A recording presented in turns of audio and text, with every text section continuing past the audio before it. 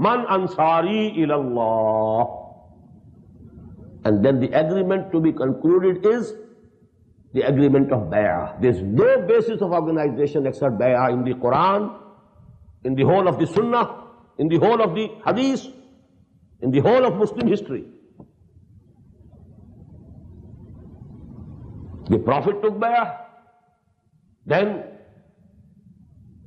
the caliphs took bay'ah, but only the difference was ala sami wa ta'ati fil ma'ruf. The obedience to Muhammad was absolute, unlimited, unconditional. To Abu Bakr and Umar and Usman and Ali radiyallahu ta'ala anhu ajma'in, it was conditional. You can't change the commandments of Allah. They are eternal. Within the limits of the Sharia, within the limits of Allah and the Sunnah of Muhammad sallallahu alayhi wa sallam.